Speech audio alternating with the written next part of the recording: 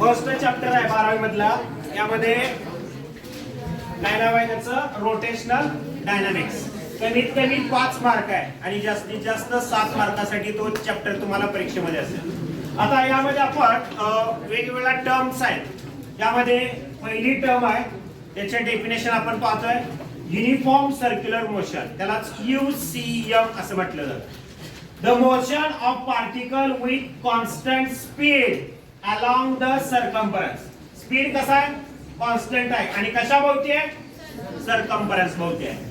Of a circle is called as uniform circular motion. The motion of particle with constant speed along the circumference of circle is known as uniform circular motion.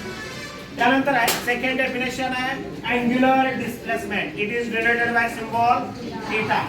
The angle through which, angle change होणार आहे कशामुळे? Radius वेक्टरच्या turn होण्यामुळे change होणार आहे. आता नीट लक्ष द्या. पहिली त्रिज्या किती आहे? OA. नवीन त्रिज्या किती तयार झाली? OB. म्हणजे रेडियस वेक्टर काय झाला? टर्न झाला. त्याच्यामुळे काय झालं? डिस्प्लेसमेंट निर्माण झालं. त्याला डिस्प्लेसमेंटला कसले डिस्प्लेसमेंट म्हणायचं? Angular displacement. The angle through which radius vector turns is called angular displacement. SI unit is radian. त्याचं SI unit हे radian आहे. त्यानंतर आहे angular velocity. It is denoted by symbol omega. The rate of change of angular displacement.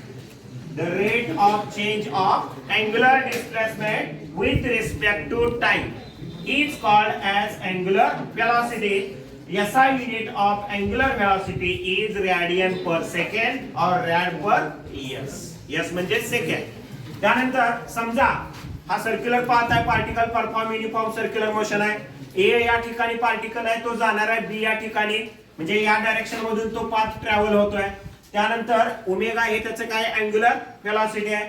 आता radius vector turn झाला. पहिला radius आहे OA, दुसरा नवीन रेडियस काय दर होईल? OB. म्हणजे त्रिज्या चेंज झाल्यामुळे अँगल निर्माण होतो. किती होतो? Delta theta. डेल्टा म्हणजे स्मॉल आणि थीटा म्हणजे angle. Small angle delta theta form झाला. म्हणून फॉर्म्युला आपण लिहू शकतो omega is equal to limit delta T tends to 0 delta theta upon delta T. हेच आपण सिम्प्लिफाय मॅनर मध्ये लिहू शकतो सोप्या रूपामध्ये. काय? Omega is equal to D theta upon D T.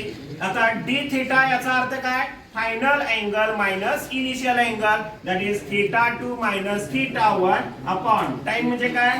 Final time minus initial time. याचाच अर्थ थीटा अपॉन टी. तेच आपण लिहू शकतो omega is equal to theta 2 minus theta 1 upon D T. आणि याची डायरेक्शन अँग्युलर व्हेलॉसिटीची डायरेक्शन ही कशी असते? परपेंडिक्युलर असते प्लेन ऑफ पेपरला. आणि कोणत्या रूल नुसार काढली जाते? राईट हँडेड स्क्रू रूल नुसार काढली जाते. त्यानंतर आहे angular acceleration. It is denoted by symbol alpha.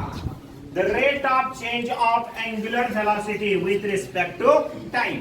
The rate of change of angular velocity with respect to time is called as angular acceleration.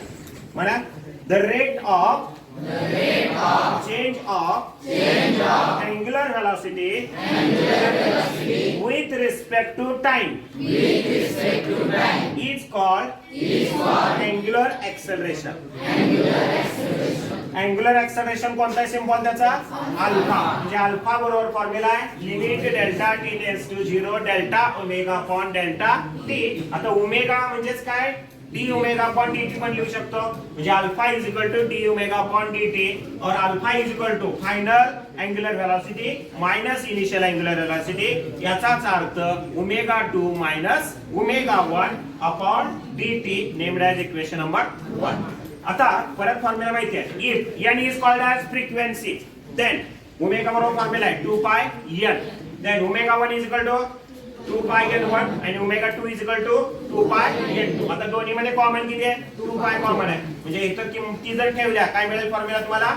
Alpha is equal to 2 पाय n2 minus n1 divided by dt and SI unit of angular acceleration is radian per second square and direction of angular acceleration is perpendicular to the plane of paper and given by right-handed screw rule. This is about the definition regarding with the rotational dynamics.